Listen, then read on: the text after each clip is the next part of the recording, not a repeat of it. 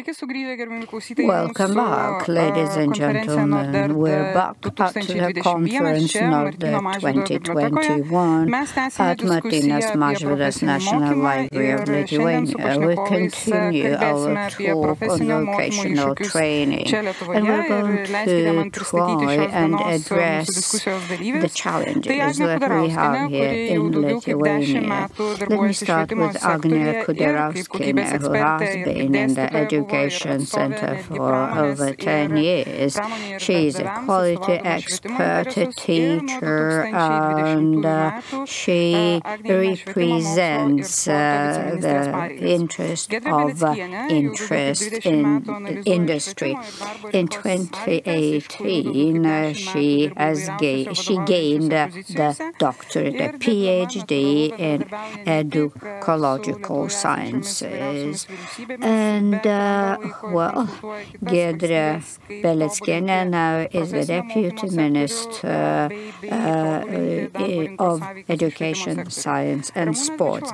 Giedrė Beleckienė has been analyzing the issues related to education and labor market for over 20 years. And now I come to Ramūnas Bičiulaitis, who studied at Oxford University, said business school, and now he is the head of the Lithuanian branch of Danske Bank. So he is also a member of the board.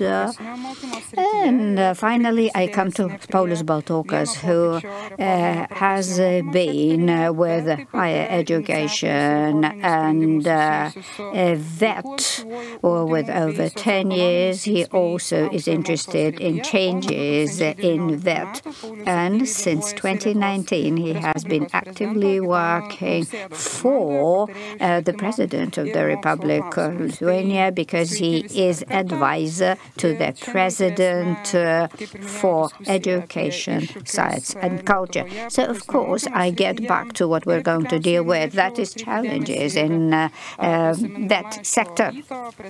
And when I come back to this morning's presentations, what we heard today is that in Denmark, as well as in Finland, we see that there is a higher need for vocational training and education. So we often hear from experts that this might be the primary choice for young people, particularly bearing in mind the dual education and more coordinated forecast in industry in general. Now, let's get back to Lithuania. The Lithuanian situation is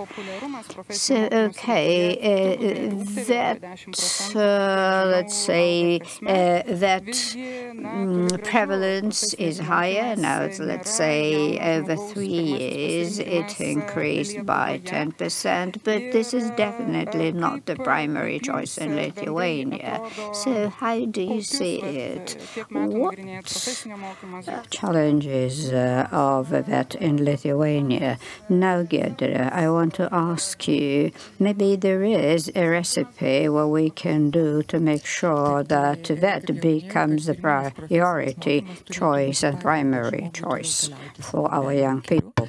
Well, I believe that this should be the priority, and I don't want into full detail, but I want to tell you that the main reason, most probably the main reason, is our mentality. It is not that easy to change our mentality. I believe it still stays from the Soviet period that, higher education is their priority. When we surveyed parents, we see that parents believe that they want their children to study in universities. So you go to a secondary school, then you go to an upper level, and finally you get to a university. But children who get into vocational training, they feel that they are not happy with their choice. And we know that OECD says that the proportion between boys and girls in Lithuania is not positive. There are mainly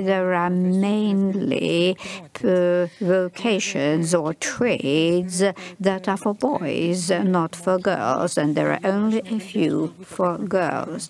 I don't want to speak about guidance, and I think that this is a problem essentially, but surveys show that even if schools have vocational guidance, it is parents, it is peers that are the main in making a choice what to do. So we must reach parents. It is of utmost importance to reach parents and to tell them that that is the best way for their children. As for employers, I think that employers are ready to open a number of options for young people, for vet students, and the vet center identifies that only 24% of plants in general cooperate with vet centers. So where are the rest? As for apprenticeship, here again we see that employers want to have apprentice students only with basic education. When I mean basic, is secondary school and older than 18. So that is adult people. And they want... And they think that sector training is very good, but we know that sector things are not eligible to everybody.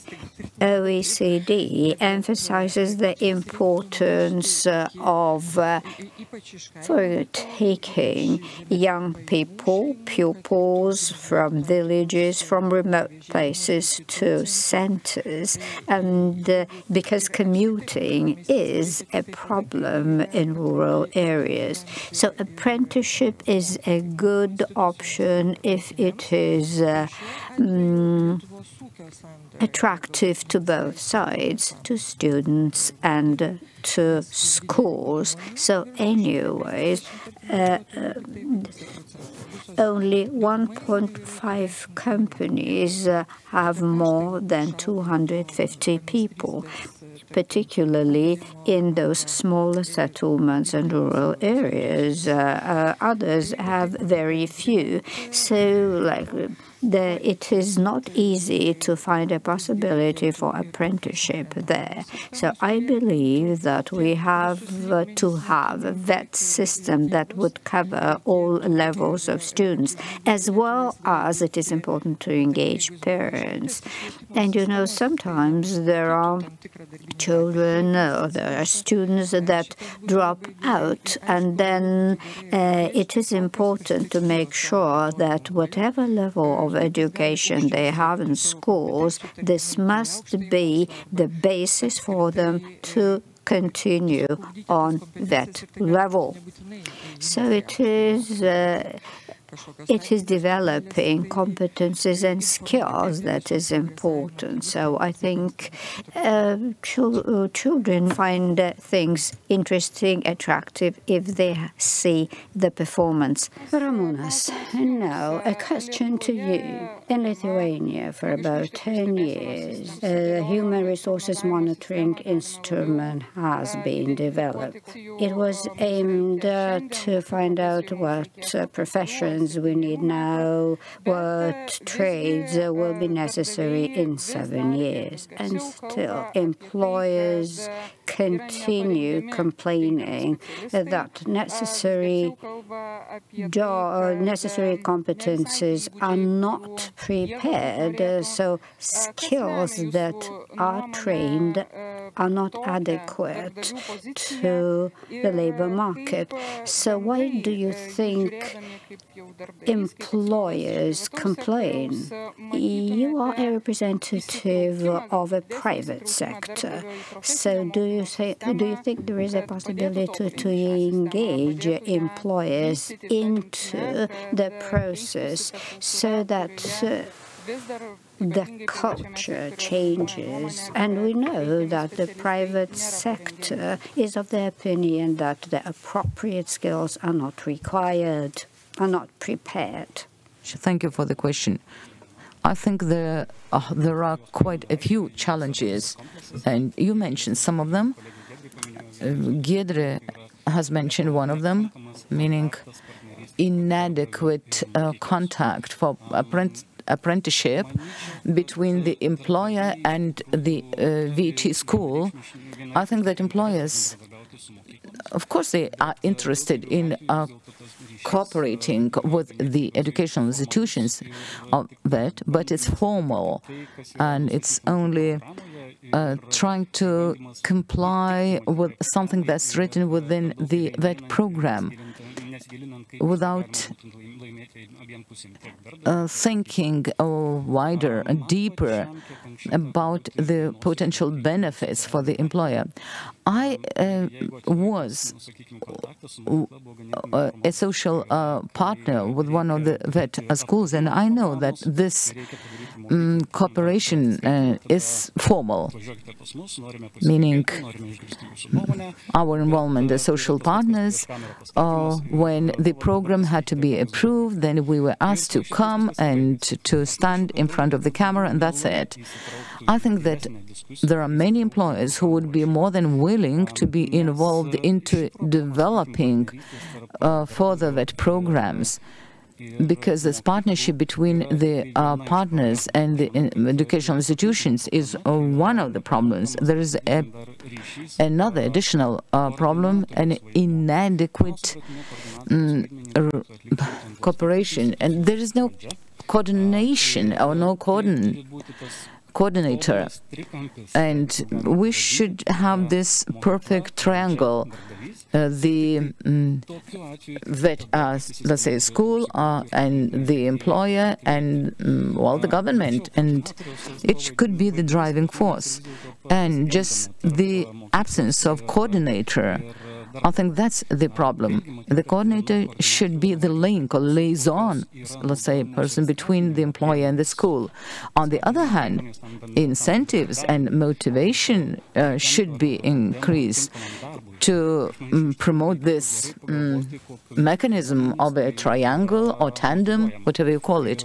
And I'm not sure when it comes to the motivation measures. And I was listening to our colleague from Denmark as to the measures or tools of motivating. Why don't we take an in-depth analysis of these tools? Maybe we could draw on the Danish experience and apply them in Lithuania. One more problem I have noticed, and I know that Giedrė is professional with regard to the figures, but statistics starting with 2014, we have seen a constant decrease of teachers or lecturers in those technical schools, and I'm talking more about 2017, 2018, and I still think there is one more problem, because even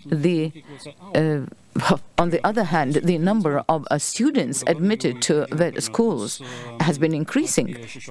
And now I think we have about 16,000 students leaving VET schools annually, whereas we have 3,000 teachers. And the workload for teachers is too hectic, and it's too heavy. Talking about, so there is again this discrepancy. Well, the organization represented by me, I want to talk about the vocational education and training. In my organization, there are about 5,000 trainers, and also about the same number of employees who are oriented towards banking services. And only 29 out of 4,000 have actually finished vet schools. We're open to all employees, and we have even 15% just of employees who have just high education, 48% with higher education. But the question is, how come that we have so few employees who actually attended vet schools? I think they can be competent professionals and they have good qualifications to work in such organizations and as banks. I think the problem is related to quality. Those candidates, those persons, they fail during the selection screening procedure. And therefore, I think, again, let's go back to the decreasing number of teachers in vet schools. The workload too heavy. And I also think that the cooperation is too poor between the schools and employers, and we employers have this problem. Thank you. Thank you. And you also mentioned the Danish experience. And I want to remind the listeners, and if you haven't had an opportunity of watching and understanding the presentations that we listened to today, I want to tell you that the Danish side said that it is employers that will be the key actors in deciding about that contents and programs. I don't know if in Lithuania we're going to follow this path, but I think it is almost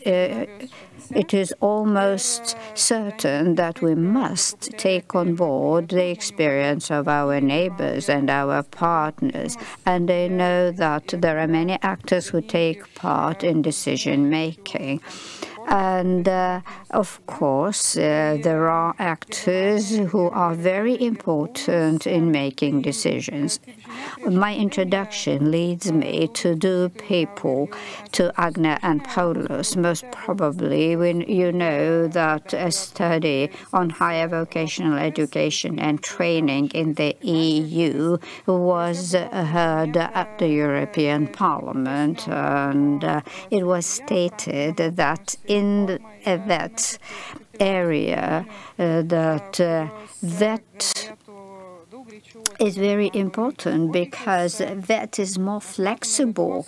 And in Lithuania, we have the same. In Lithuania, we know that apprenticeship is that core element, and it gives the best result. In 2019, we had only 3% of students in VAT educational institutions, and we know that we wanted to reach 20% in 2020. The national agreement states that by 2030 we will want to have about 50% of all students in the vet schools. Now, Agnė, I come to you. You know, the priority of this government, we know, is vet. I know that you want changes. I know that you want to promote vet in general.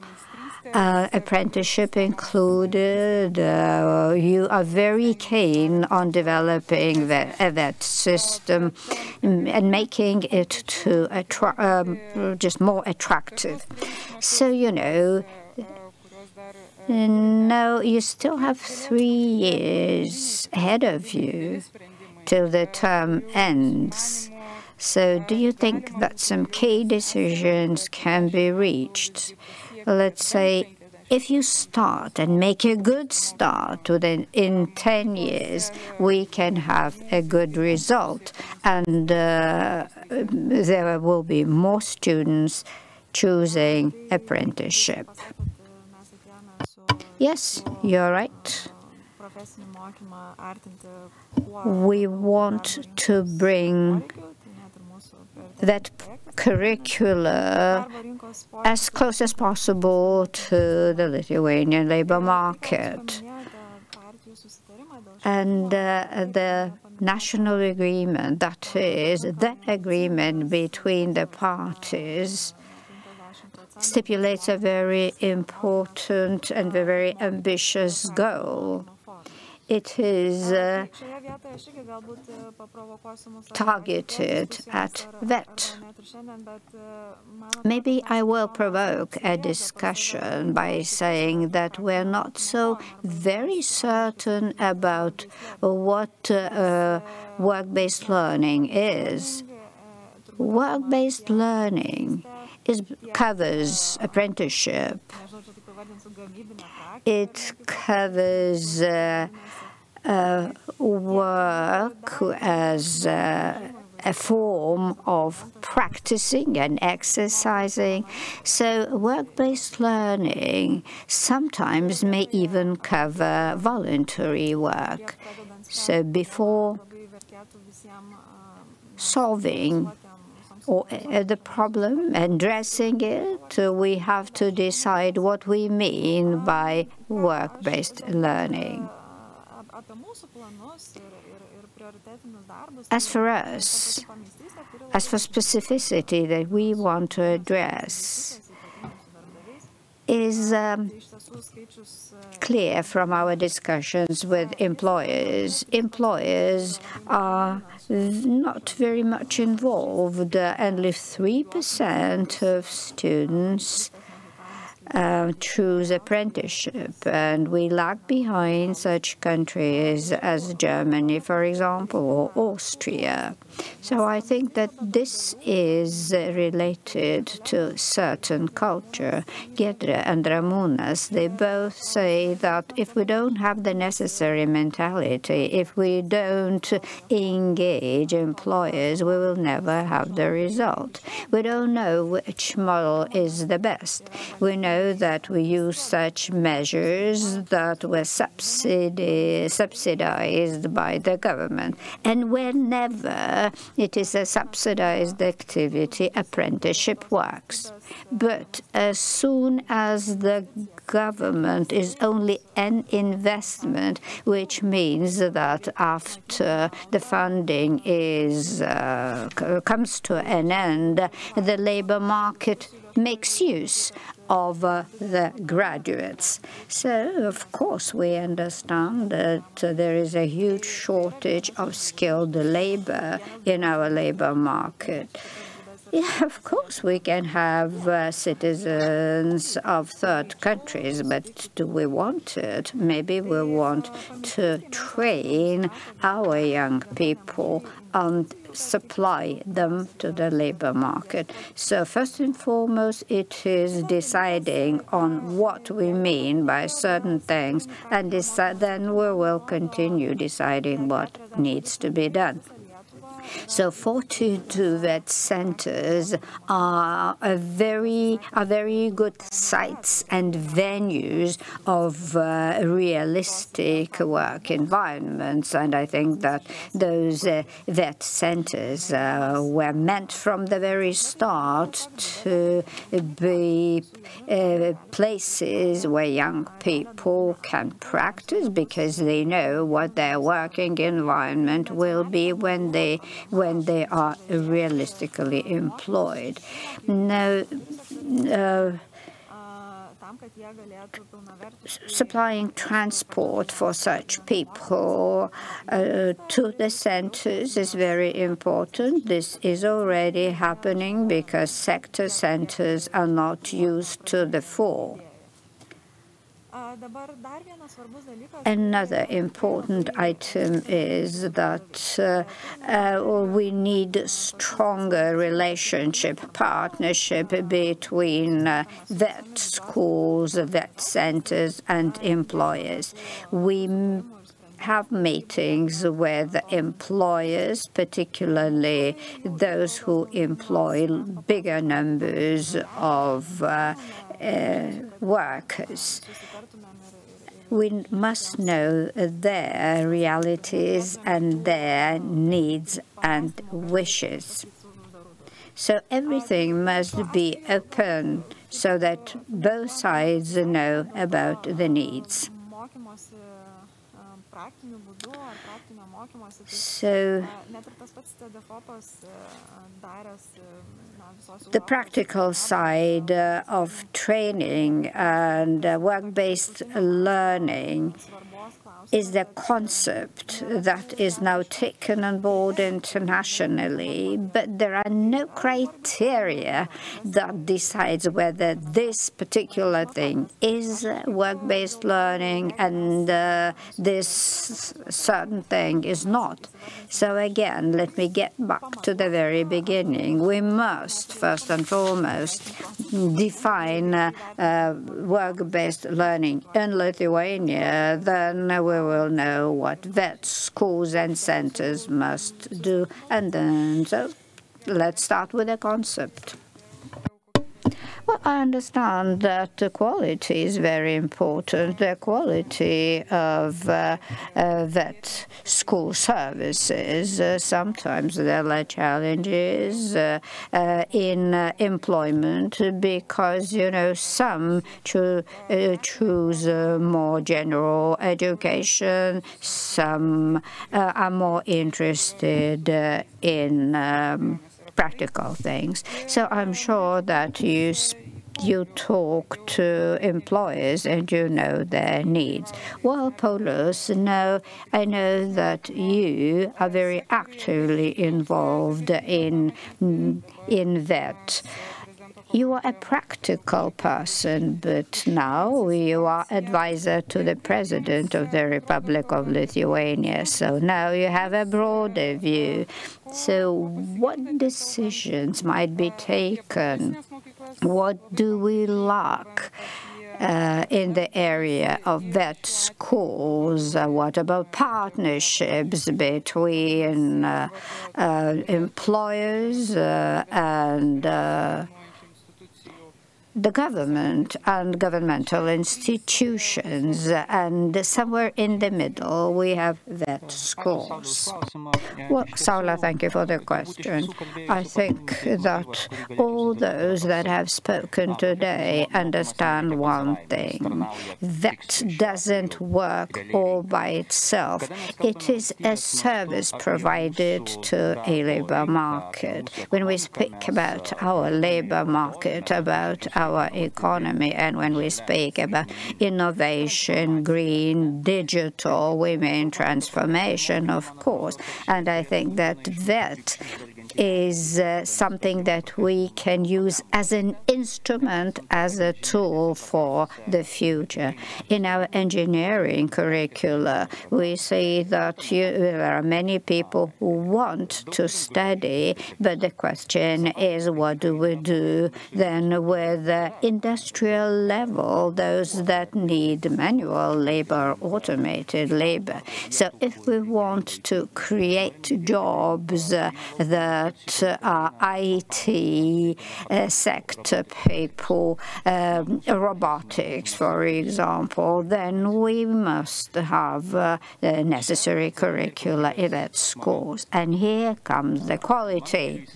I'm convinced that such trades are very important, and statistically we say that many graduates from vet schools graduate with 2 exams, that is the Lithuanian language Matura exam and a certain technical thing, just that trade that they study. And we want to have a very well educated person, and I think we have a very good initiative in place now. It is closing the gap, and it is a good idea that secondary school, starting with the 10th grade, it is upper level, but anyway, it is a good idea that starting from 10th grade, students can study or learn whatever the word, can be trained vocationally. So some will choose music and some will choose a certain trade. But that in general is related very closely to a worker in a certain clear-cut location, so things should be solved locally as well. What we need now are mechanisms, for example, to ensure that such free economic zones as in Klaipėda and Šiauliai and Kaunas have necessary people. They have skilled people that can be employed.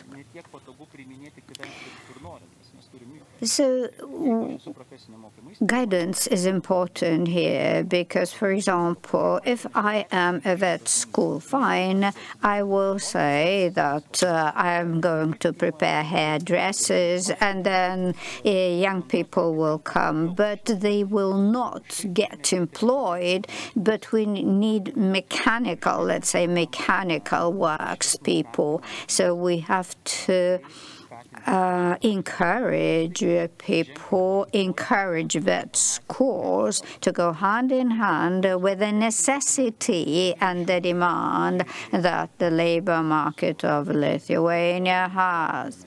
So bit by bit, step by step, but I think this is the way. Thank you, Paulius. Let me come back to the idea. You mentioned it, by the way. You mentioned quality parameters.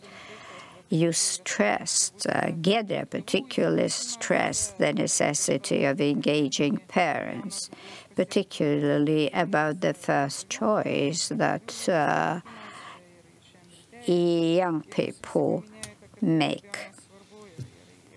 This is important. Agnė has reviewed the situation, and we hear from her that people are willing to meet and to learn. Still, we see a trend that a labor market and the Lithuanian labor market in particular needs highly skilled people. This means that vet schools also have to reshape themselves in order to meet the demands of the labor market. So we know the pivotal thing here, and that is a teacher, a VAT teacher who is closest to a student. And it does not matter whether that teacher is at a school or at a plant. And when we see what tendencies are in our society, we know that, changes are not going to be dramatic. So when we speak about digitalization, about green economy, etc., we understand that we need different skills. And then the general competence is much higher. So how do you see the change in a vet teacher? what steps should be taken to train the necessary teacher. Of course, there are challenges, and Giedrė heads a group that deals with vet teachers, I know. So you may know best, but all of you also know an ideal snapshot of a vet teacher. Okay, we have 10 years, we have 10 years ahead of us, and a decade from now. What is an ideal vet teacher? Who of you is going to start? Who is the bravest? Giedrė? Giedrė, I see you are going to respond. I think this should be a person who believes lifelong learning, who doesn't stop learning. I would choose such a vet career teacher, meaning if I want to be taught certain skills, of course I would expect this teacher to have all those skills. And I have deep respect for these technical education teachers, career teachers, because it's hard for them. And when we elaborate a program and when we start to implement them, how can those vet teachers really develop their skills, meaning be good at the state-of-the-art technologies? They have to be very good in their subject that they teach, right? In the technologies, and also pedagogical skills, meaning they have to inspire us, not only to teach some kind of occupation. And if this teacher can inspire me, if the teacher can be my friend, that's a teacher I would choose. Ramūnai, ideal vet teacher for you if you compare that to Oxford University. Yeah. I think Giedrė has mentioned something that's most important to a teacher. Additionally, I think, yes, it has to be the personality who doesn't stop learning, never at a standstill. A colleague of mine said once, when you feel that it's sort of stabilization, whatever that it means, you are going down or downhill, right?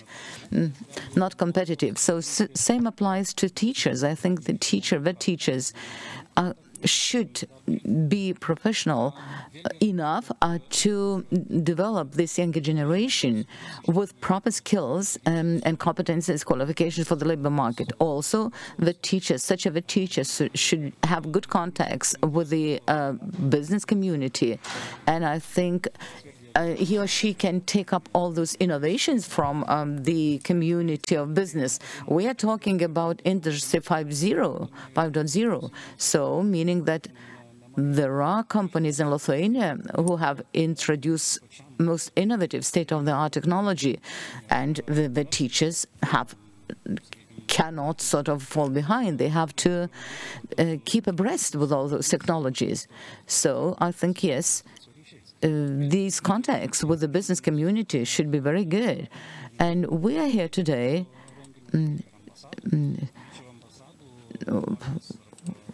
supported, let's say, by the embassies, and I think embassies and the people or the Chamber of Commerce and Trade. I think both embassies and the Chamber of Commerce and Trade, they have good contacts in foreign countries. So I think we could have some exchange program. We could invite professionals from other countries for a constructive discussion choosing this topic, the vet teacher in 20 years' time. And I think it could be beneficial mutually for both countries, meaning for those coming here to talk about the experience in their countries and for the teachers. So I think this constant development, self-development, the desire to self-improve, this is the ideal of a teacher. Thank you, Agnė. What's your take? And I know that you know quite a few vet teachers, and I think yesterday you awarded one vet teacher. We had the Teachers' Day, right? Not sure if that's the same teacher in 20 years' time. Yes, I still feel those emotions after the award that we had yesterday, the event awarding best teachers, including the teacher. My opinion, this person who was awarded yesterday, after many years, the teacher to be awarded, meaning this is the person who actually graduated the same vet school, then he started working, and then he had the motivation to seek higher education, and he went through all the levels that he needed. So first of all, vocational education training, meaning that he's very good at the system, he knows the fundamentals, and he knows what expectations he can have for the young people coming to that school. Then secondly, he had work experience, and he understands what the client wants, the client and customer, and then higher education. This is academic knowledge and more general competences that he acquired, which are necessary. So my vision of an ideal vet teacher is something like that. And something else that has been mentioned by my colleagues, Ramūnas, for example, said that very close connection with business is needed. So on the one hand, I think, well, recruitment of good foremen, let's say, in vet schools from business, from plants, from factories, this is not easy. Let's say, take woodworking plant, and if we ask the manager to give us the best foreman who could teach the younger generation, let's say for 2 weeks, and of course, and this is, I think, the matter of agreement between the state and business. How can we possibly compensate and reimburse the employer for the absence of his employee? On the other hand, I remember the story told by one of the employers. We had a European project several years ago in Lithuania, and vet teachers, I'm not sure what time period we're talking about, but for 2 or 3 weeks they go to a certain company to work there. That's kind of practice. And they came from all over Lithuania. They went to that company. And you know what they asked? He said, "Oh, we're so busy, families, etc. Please just sign that we completed the practice, and that's it." No. And the employer said, no way.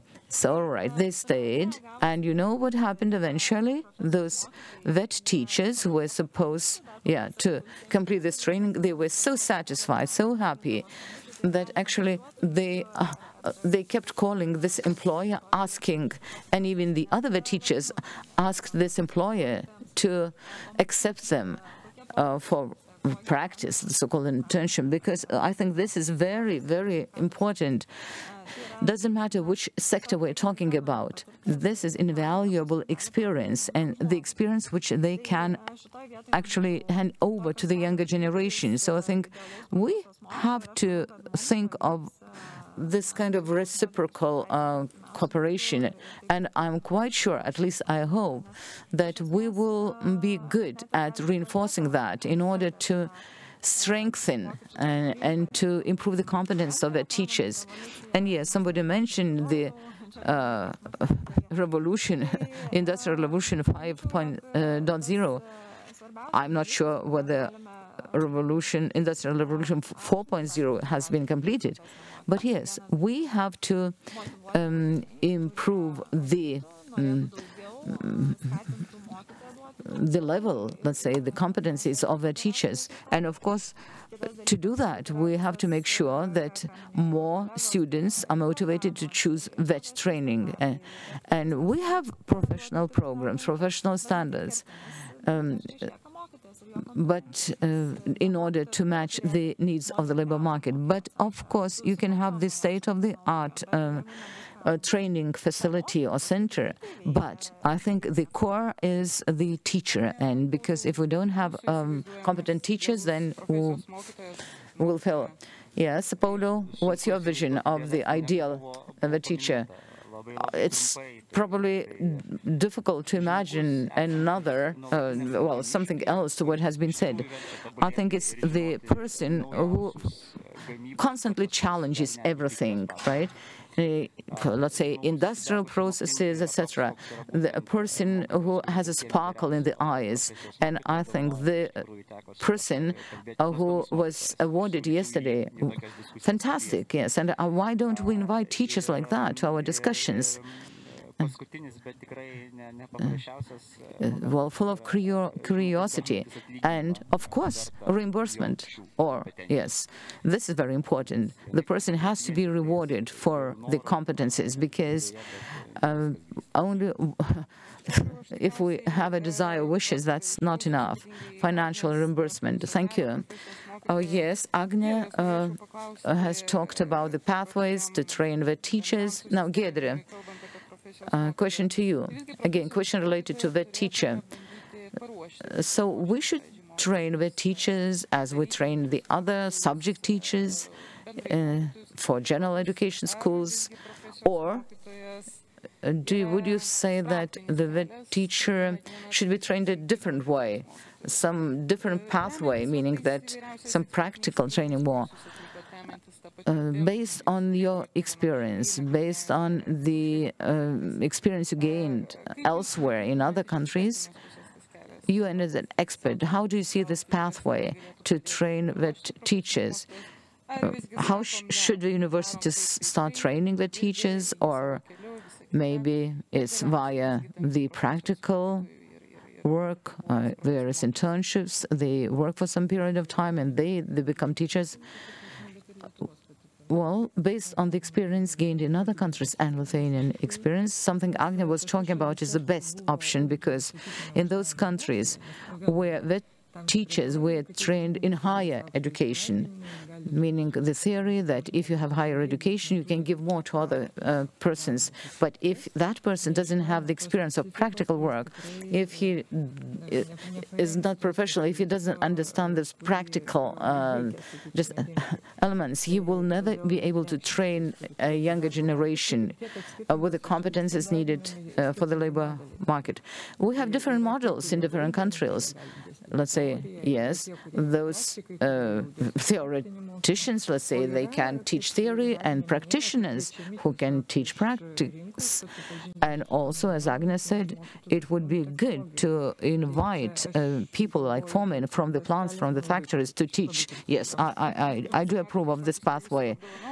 And yes, and we give awards for such pathways as this person was awarded yesterday. When we talk about vocational training, different political solutions are taken, and more focus is given to skills and competencies. And maybe we should not focus on a specialty or occupation X, but more generally on various competencies needed in the future. And Lithuania very often makes decisions based on the documents approved in Brussels. There was this compendium of various competencies, which embraces such competencies as general literacy, languages, technological, engineering, mathematical literacy, digital skills, social skills, the ability to learn, civic competencies. That was in 2006, by the way. And we see that in 2018, this compendium was actually further expanded. It's media literacy, it's creativity, innovations, it's the ability to resolve problems, also safety, responsible behavior. So, and Agnė also mentioned Industrial Revolution 5.0. Maybe we'll skip Industrial Revolution 4.0. Maybe we'll jump from Revolution 3.0 to 5.0. well, not sure. Maybe it's a good thing. You know, maybe we have gifted people in schools who skip one class, so that. But let's go back to those competencies. And my question is to all of you. Just imagine that in 5-10 years, the situation, let's not talk about this collection compendium of competencies, and you personally, looking at the situation and having all those contacts with the employers, employees, and decision makers, what other competences do you think you would include into this list? Considering the just forecast of the future changes,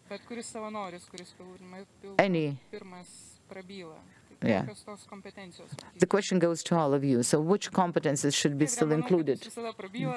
Giedrė? So what competences do you see as the most important ones?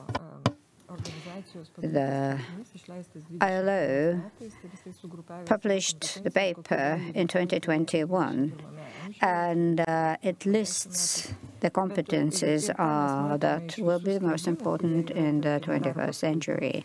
So when we look at job ads, we see that general competencies now are the most important one. So fine, literacy, computer literacy is very important, but general competencies are more important. In Lithuania, we also see that technical vocational competencies are fine, but sometimes people emotionally cannot stay within the sector. And I remember I was in something that is called a competence competition. I think it is a very good idea, because then you see how young people feel and act in work conditions. And I think that what we lack in Lithuania is self-confidence. And this is related to emotional things. Emotional, social skills, communication skills, sociable skills, and then knowledge. And then, of course, ability to analyze, ability to make a decision. And of course, digital competency is very important. One of relatively new things is safety, and that is digital well-being and competence related to cybersecurity. I'm afraid that this is still missing. And green jobs, of course, mean that people must understand what general safety and security is, and awareness of let's say environmental awareness. Well, primary education is just basic competencies and skills, and then a higher level means that specialized things. So sometimes even courses are a very good path, but those courses must be very specialized, tailored. So, of course, and the digital skills are very important too. Now, Ramūnas, what about you? What would you add to what has just been said? Well, young people, middle-aged people, whatever. Well, I think that Giedrė is right. She has mentioned the right competences. And, you know, when I meet young people, I always think about those competences. However, I feel that we miss ability to be sociable, And of course, I don't mean social networks, no, but I think, physical, face-to-face things, be sociable, be communicative, and I think that this is already a problem within our society, particularly among young people. May I also add that critical thinking is important. So each and every employer wants a worker who is capable of evaluating and assessing what he has done and what he is able to produce. So every employer wants a worker not to be a machine, because we have robots. This is within Industry 4.0. But they want workers who think non-stop, who are capable of developing and improving, who are capable of innovations. And this is what our employers need. Agnė, what do you think? I remember when I worked in engineering industry, so we also thought that Industry 4.0 is our guideline, and we wanted to cooperate, and we wanted to develop the necessary skills and competencies. I remember I was surprised when I saw the outcomes of the analyses, and as soon as they spoke about Industry 4.0, they spoke about general competencies. In Lithuania, by the way, not long ago, I talked to the Ministry of the Environment, and they were speaking about the green economy. And I said, so what do young people need? Their answer was ability to learn. So this, of course, includes digital skills. Of course, new technologies call for new competencies. So you have to go hand in hand with the needs. And very often in such contexts, we mean that, that schools do not educate and train people in the necessary way, in that practical way. So, innovative things, new technologies, of course, need people that are able to learn more, to upskill, so to say, and they have to think every day what else they can learn, what else they can get in order to become better and in order to meet the most modern recent needs. Paulius, what do you think? What are the competencies that are a top priority for the future? What should we educate and train? Simple. Simple. They are listed. They have been listed right now. But when ISCA was presented in Lithuania, I think it is very clear now that, that teachers and students stress the importance of ability to learn and digital skills, of course. So industry skills are very important, but legal matters matter as well. So legal knowledge also adds to general competence. So whatever you're going to do, are you going to choose processing industry or technical things, engineering? So anyway, you have to be mentally flexible to adjust. Well, thank you very much. Thank you for contributing to our discussion. And thank you for a long list of competencies that we need in Lithuania. We have a question from our listeners and viewers. Audra, I think she wants to ask you, Agnė, you know, what you said today and what our foreign colleagues usually say. We know that a demand is higher than a supply. But Audra thinks that salaries, remuneration in general, those things are very important. And you have mentioned that there is a dialogue going on between the Ministry, the Ministry of Education and employers as to how teachers and students should be remunerated.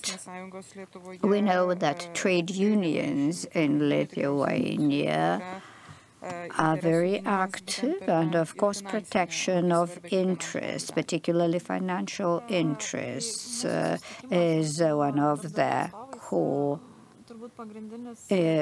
interest. Yes, we're interested. We know, and I think that we are interested in finding out how better serve the labor market. When we talk to employers, we understand that wages that is offered is higher than the average, and still people don't want jobs there. I'm not certain why, but we have to analyze the factors. The clearer we hear from the labor market, the better we can adjust in our VET scores.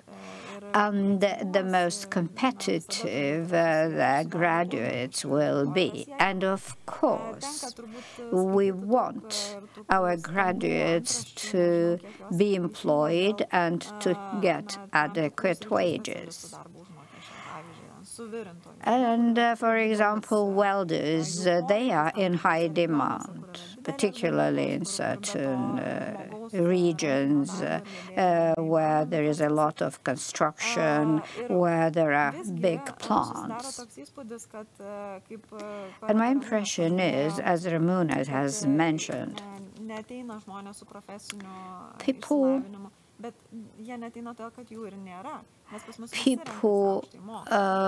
want to study in universities rather than vet schools and then go and work as welders and be well paid. So this is a problem.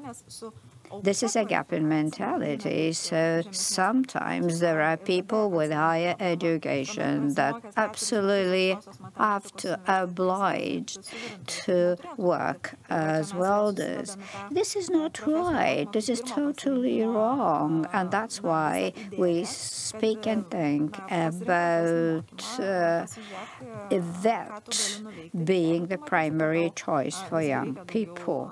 And if you feel that you want higher education, but then higher education should be after a vet level.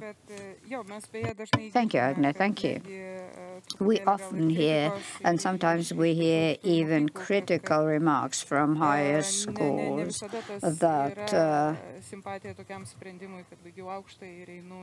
very often people go to higher schools and then get to vet schools rather than choosing vet schools as a priority. And then, if they want, they can go to universities.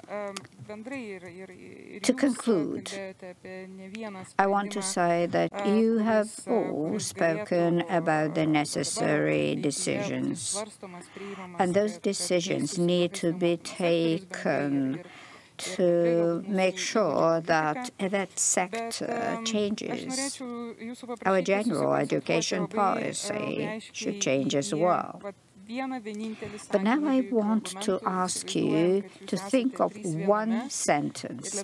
Now, let's say you are a president of Lithuania, you are a member of the Seimas, you are a government, whatever, no bureaucratic barriers, nothing. One sentence. What is your decision? What is your decision, one action that you believe will ensure a good start for the popularity of that sector?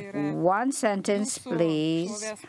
And this is a moment of your glory. Okay, let's start with Paulius. So what is that one? No arguments, please. No explanations, please. You want me to really do a very hard job. Okay, one sentence. So a vet school should be a very clear-cut step to a higher school. No, this should be a governmental funding. Necessary fund. Okay, I'm not a magician, but if I were a magician, I would like employers to work for the government, and then the government should go to vet schools, and I think that that might work. Giedrė, one sentence, please. Vet is a chain of lifelong learning which should resolve not only labor market but social problems as well. Thank you. Thank you very much. Our panel was wonderful. Thank you for your insights.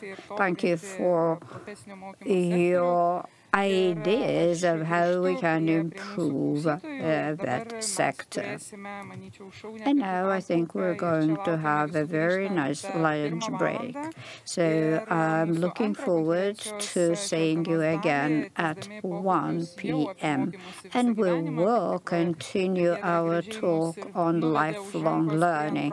Giedrė, you really mentioned something very important.